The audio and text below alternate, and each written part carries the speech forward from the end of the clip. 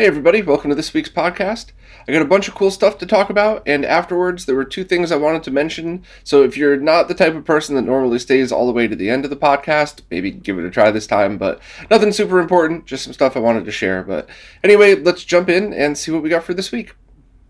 A new version of the open source scan converter was just released, but this is not the OSSC Pro.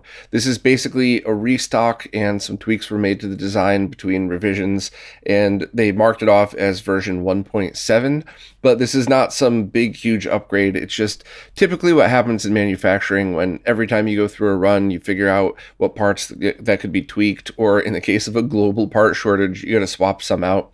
But I will go through the changes in this revision. The number one biggest change is that it now comes with an injection molded plastic case designed by Todd from RetroFrog, which is pretty cool because this is the first time it's got an official full enclosure. And if you just want the case, they're selling that separately as well for, I believe, about $15. So it's a pretty cool option if you wanted to just upgrade your existing one. There are other cases out there. There's the original style in different colors. There's a couple of different 3D printed ones, like the one I usually use from Laser Bear. But if you're looking for an official, injection molded case for it, I guess this would be the one to get. And also there's things like over voltage protection on the motherboard for people who plug in the wrong power supply. Please make an effort to not do that, because it's easy to do that on all of your consoles with the same size barrel plug. So just make sure that you have the correct one for the correct device, or you could send power to ground or vice versa. And there's also a few other tweaks, like the audio switch is easier to get to, and some of the components have been replaced with more power efficient ones that reduces heat as well. But once again, overall, this isn't a performance boost. This is just kind of what happens when you have a mature product that still has minor tweaks done to it in production. So basically, if you were looking to buy a brand new OSSC, this is the one to buy, just because it's it's the official reseller. I think they only have these in stock now anyway, and it's just good to know that you're buying the latest revision. And there's a lot of low-quality knockoff OSSCs floating around these days, so it's also nice to know that for just a few dollars more, which is still not an expensive price, you can get the latest revision with the tweaks that's made well. The price is the exact same as the original. There's no price differences, so it's basically something where if you didn't realize, like if you didn't read the fine print, you wouldn't have even known it was a different revision other than the case, which is a good thing. It's the same OSSC that we all know and love. So if you were looking to pick one up, it still really is an amazing tool, as well as a great scaler for people who use retro PCs or anything that has odd timings that aren't really console based. I don't think the original OSSC is going away anytime soon. There's just so many good uses for it. So if you haven't picked one up yet, or you need a second or something like that, just check out the two links here. I definitely suggest getting it from an official reseller for the reasons I mentioned before. And if you want a setup, getting started video on this, I would check out the one I did last year, because that's not going to be out of date anytime soon, because the OSSC is pretty mature. So if you need any kind of basic tips on that, check out the OSSC link on the website and that video. Next is the first official contribution from Tito from Macho Nacho Productions. I've spoken a lot about Tito's work, and I cover pretty much all of his videos anyway, so I reached out and asked if he wouldn't mind writing them up in his own words, and anything else that he wants to share with the site as well, post up here, and he agreed. So I'm very grateful for his help, and I'm very proud to have him on board. And I'm really always interested in his opinions on things, even if it's a product that I'm not so thrilled about, like the current video Tito put out on the Ambernic emulation handheld. Now, it's my very strong opinion that if you understand what it is that you're getting when you buy one of these, it could be a really cool device. And as always, Tito does a great job giving people examples of why you would or wouldn't want this one. And in this particular model, I don't know anybody who would want it, because it's more expensive than something like the Analog Pocket, and it doesn't really perform that well. Ambernic has some cheaper models out there that don't perform as well. But they're cheap and they're fun, and if you're just looking for an emulation handheld to mess around with, especially if you're making your own stuff and you're just looking for a platform to test, I think these are fun devices, but I don't think they would ever replace any of the real stuff out there, meaning FPGA based, original handhelds, and a lot of the other stuff that's coming out. So if you want more perspective, definitely check out Tito's video, because there is a place for this. There absolutely is a market, but it's way smaller than a lot of this other stuff out there. It's certainly a smaller market than their cheaper stuff, and definitely a smaller market than people who are chasing kind of a more accurate experience on this.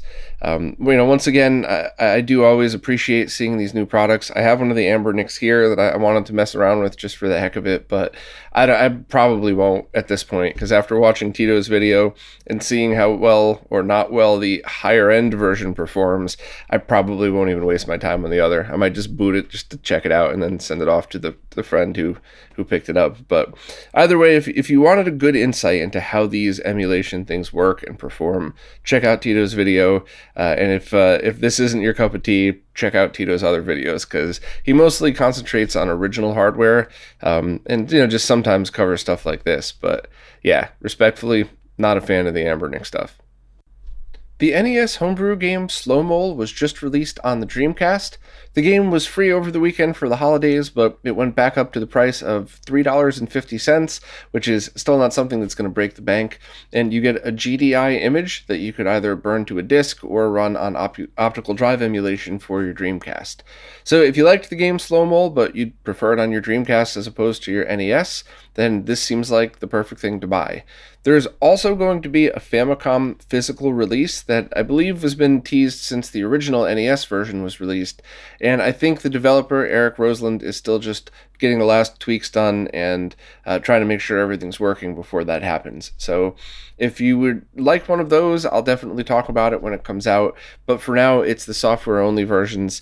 So, and it's for a game that I guess a lot of people have described as frustrating as heck, but rewarding. So kind of like Super Meat Boy style. I haven't had a chance to play it myself, but it does seem like something I would enjoy at least giving a try to. So if you're interested in it, check out the post, check out the links, and see if it's a game that you might like. I'm a big fan of the Slow-Mo Guys channel on YouTube, and they just posted one of the coolest videos yet. Well, one of the coolest, especially if you're a fan of retro games, but they took super slow motion footage of a vector monitor. And this is the first time I've seen it really demonstrated in a way where you could truly visualize how a vector monitor works. And it's pretty amazing to see how the beam of light could pretty much go in any direction to draw the images on screen. And it gives you a feel of why these monitors feel so different than when you're using a regular CRT. And it's one of the things where even if you're not a retro nerd, or maybe you don't even really care about video games, anybody could walk up to one of these and say, this is definitely different than a regular CRT monitor. And this applies to all vector monitors, including Vectrix or color or black and white vector monitors, or I believe even the way the oscilloscopes that used vector displays used to work as well. So if you're interested in this stuff, or even if you're only mildly interested, I would definitely watch this video. It's really cool, especially when they do a shot of two standard CRT-based arcade machines on the side with the vector monitor in the middle. I thought seeing the comparison was really cool. And the Slow-Mo Guys also had a couple other great videos, how a TV works in slow motion, how a 3D TV works, and then of course, smashing a broken TV in slow motion, because that's what you do with slow motion cameras. And I have a couple of broken things around here I might want to smash now that I have a house with a sledgehammer and an axe as well. So we'll see how that goes. People were a little upset the last time I did it, even though it was a totally dead piece of hardware, but maybe I'll still do it anyway. But either way, I would highly recommend this video because it's just a very cool way to get a sense of how these monitors work. A team of developers have been working on patching the Sega Genesis version of Mortal Kombat to improve a lot of the differences from the original arcade version to this. And they did things like change all of the graphics that Probe Software, the company that ported it, had added, fixed up some of the backgrounds, some of the animations, the endings were changed, and even things like save game patches were added so that you could save your high scores. So overall, this is just a really impressive patch, and I'd watched a couple of the videos that did side-by-side comparisons of the original, and it's a noticeable difference. And this is fully playable on original hardware, which means that that if the team wanted to, they could have made this same port for us back in the day. Now, of course, there's a lot more things involved. They were probably under a time crunch. They'd only been working on the Genesis for a few years as opposed to a few decades. So, it is a bit of an unfair comparison, but at the same time, it's really awesome to see that this is what we could have gotten on original hardware back in the day. So I haven't had a chance to try it yet. I'm very much looking forward to, and I'm a huge fan of the original MK game. So anything I see like this is definitely something that I'm going to be interested in, as well as every other MK fan, I'm sure. If you want more info on how to apply ROM hacks, definitely check out Alex's original article on that, which is linked right in here. And if you want more info on the different versions of Mortal Kombat, definitely check out the DF Retro video, because that went into a deep dive of every difference of every version. So, this is really awesome. And the only other thing I would hope for is that eventually they would translate this to the Sega CD version. Because while it's not easy, and it's certainly not a trivial task, I think it's easier than the work they've already done. So it would be kind of neat to see that done with an original arcade soundtrack, and maybe take advantage of some of the Sega CD hardware or something. But either way, I love what they've done so far. It looks cool, and I really want to check it out myself. Norm, the gaming historian, recently released a video on NES light guns, but it wasn't just about the light guns. It was about the games, the history of it, how they worked. It was really just an in-depth, all-around overview of the NES light gun games and everything you'd want to know about them. It was very cool seeing the history of the toys that were made that eventually turned into this. I didn't actually know any of that going into it, so it was really cool to see that bit of the history. And there was also a few alternative guns shown that I hadn't seen most of either. So I really think that no matter where you are in the spectrum of NES knowledge, you would probably enjoy this one, because if you're an expert, you probably have a few tidbits in here that are neat, or if you don't know anything about it, this is pretty much all you would need to know. Norm also goes through all the different games that supports it, including some of the unreleased or unofficial games that were released, like the Baby one and Chiller. And I'm glad he highlighted both of those, because they're both weird and unique, and it's worth at least looking at in a video like this with some context. And I remember always wanting to play Chiller, because I had read that was the only NES light gun game that could support 2 zappers. So basically, if both people pulled the trigger at the same time, then, you would actually have to get it down to the millisecond. But hypothetically, whatever your gun was aimed at, it would still read through, so it was able to do it. Now, that's a flashy, kind of annoying experience, kind of like 2-player Lethal Enforcers on Genesis, but I was excited to finally try it out when I eventually got Chiller, and it was just an alright game. I think it was like, I probably spent 5 minutes with it once and then never really played it again. But it's also one of those like really gory 8-bit games. So if you're into like ridiculous, cartoonish, not realistic at all violence, this is probably one that you might like. This kind of walks the line of realism, but I do like the silly stuff.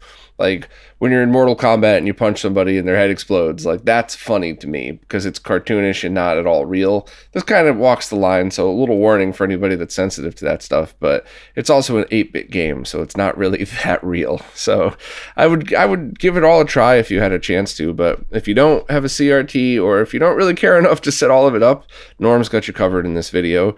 And a while back, I talked about My Life in Gaming doing a video on every Super Scope game for the Super Nintendo, and I loved that one too. I think I really love the niche peripherals for these consoles, and I would love to see them, or maybe even try myself, do one for the Master System and the 3D glasses, which would be a little bit hard because you couldn't really experience it right unless you had the glasses and a CRT yourself. But hopefully somebody smarter and more talented than me could figure out a way to do this so people at home could enjoy it the same way you might have sitting in front of it on a CRT. But there's certainly a lot more content to be made, and I'm glad people are starting to go over some of the much weirder and out there accessories. And I guess the Zapper is pretty popular, but maybe not the Super Scope wasn't as much, and maybe we'll see good detailed videos on the rest of these weird peripherals like that. I recently had the pleasure of interviewing the musician Remute, where in the very beginning of the interview, he announced that he will now be releasing his next album on an N64 cartridge. So let me back up for a second in case you're not familiar, but Remute is a musician that has done techno music for quite a while and then moved on to doing music on original cartridges for original consoles. And this is not one of those things like putting an MP3 player in a cart and using the pass-through pins, which, while that's kind of neat too, this is the opposite. This is music that's being generated by the console the same exact way that an original game would have, but it's music written by the musician Remute. And that's how I first got to know who he was, through the Genesis cartridge that he released. I then checked out a lot of the other music that he wrote and really enjoyed that. And I've been following his work ever since. I've been posting here because most of it has been very unique. So on a Game Boy cart, Super Nintendo, TurboGrafx, it was really cool to see and hear this music on original consoles. And it's very strikingly similar, even though, or familiar, I guess, even though it's totally original music, because it's using the samples and the sounds that you heard growing up or hear playing these consoles if you're younger and have just started to get into this. So the latest album that he's about to release, that was the pre-orders had just opened up, was for the Nintendo 64, and that's a sample-based music system like the Super Nintendo. So he'd have to create all of the samples himself and then arrange those onto the console and then create music with those. I'm kind of oversimplifying because we talked about it a lot in the interview, but I think this is one of these interviews where if you're a retro gamer, you'd like it. If you're a musician, you'd like it. And or if you're just a nerd that likes listening to cool people talk about things they do, you'd like this one too. So I was absolutely honored that Remute would release or talk about the album release first through RetroRGB. I think he knows how much we're all fans of his stuff, so I thought that was a really nice gesture, and I was very proud to be part of that. And I had a great time talking to him. So if you want to listen to a very cool musician to hear their thoughts about how to create music on these original hardware platforms, definitely give this one a listen. And if you want to pre-order the album, links to absolutely everything you need is right here in the post. And I'd like to welcome another new contributor to RetroRGB, Stika, somebody who I've talked about a lot. I've followed their work. I've had them on live streams and vice versa, and just somebody who I'm a big fan of, and I'm very proud to have him as well join the team and contribute his thoughts and his work to it. And the first post of his is about a new port of Sunset Riders to the Sega Genesis. So the game Sunset Riders was released on the Genesis, but it was kind of a watered-down version of the arcade, and a group of people are working on rebuilding it with a brand new engine to make a completely new and improved port to the Sega Genesis. So it's really impressive that the work that goes into the stuff like this and the Mortal Kombat patch that I talked about, and it's just really interesting to see how deep people could get into this stuff, and what a massive change it could be. Like I just said before about MK, I mean, just seeing this work and seeing it work on original hardware is such an indication of what could have been back in the day. And I'm always interested in why they made decisions they made and how things ended up to be the way they were. But if you're interested in the game Sunset Riders, definitely check out the video posted, narrated by Stika. And it really gives you a good sense of all of the work that went into it and how much of a difference this is going to be. So I don't think there's a demo available yet. I could be wrong on that one, but it's still at a place where I think it was the perfect time to share, because you could see the evolution and you could see where it's going. And I just thought it was a really cool story. So just a big shout out to all of the teams of people that work on all of these crazy projects. I think they're so neat and so cool. And I think someday I would love to interview the original developers and the people who worked on stuff like this and kind of hear their thoughts back and forth on each other's work, because it's all just so impressive and so over my head. But we're all lucky enough that we don't have to understand what goes into it. You just have to figure out a way to play it yourself, and you get to enjoy it. One of the things I wanted to talk about before I go is a new lighthearted project I just started that's basically pictures on Instagram, but hopefully you'll think it's a little more interesting than that. It's called #RetroRGB.What's-in-the-Box, and no, it has nothing to do with the movie 7. It's just a name I thought would be easy to remember, even though it's long, and also kind of has to do with what the project's about. But essentially, I've been helping a friend procure a whole bunch of stuff for a very big project that I'll be covering when it's ready, so could be a year or two, but In doing so, I've ended up having a whole bunch of awesome stuff passed through my office, and I got to see a lot of cool things that I just really appreciated just getting the chance to look at. And not to sound like a scumbag, but I also really appreciated getting to look at all of this stuff, not having to pay for any of it. So I just, as I'm getting this stuff together and reboxing it and, kind of getting it all ready to go, there's been so many cool things that have passed in front of me that I just stopped and kind of stared at for a minute. And they're all sealed, and I'm not opening any of them, of course. Or at least I won't open the sealed ones. The ones that aren't sealed, I would. But just looking at the box, seeing them in such perfect condition, it's been so neat just experiencing some of these. And there was a couple of Master System games that passed through that I'd never seen in person.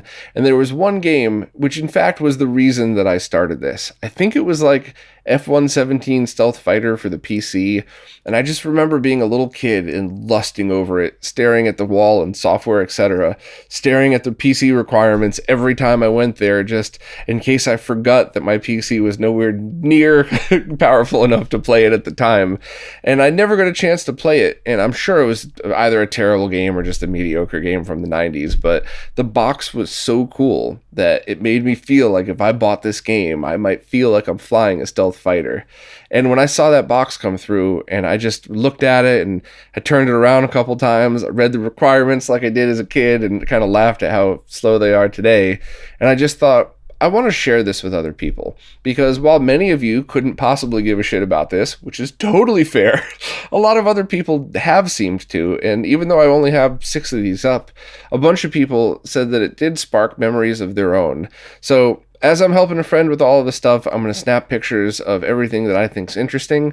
And I'm only going to do it with my cell phone on a table, because I think if I have to set up equipment in a light box and get the shot right and obsess over it, I don't have time. I would have loved to do that, but I absolutely have time to, when I'm already working with this stuff anyway, to snap a couple pictures. And then, I've been putting them up every day, but even days that I'm busy, I'm like in line at the supermarket or pumping gas, like, all right, I got a minute and a half, like, let me throw one of these up.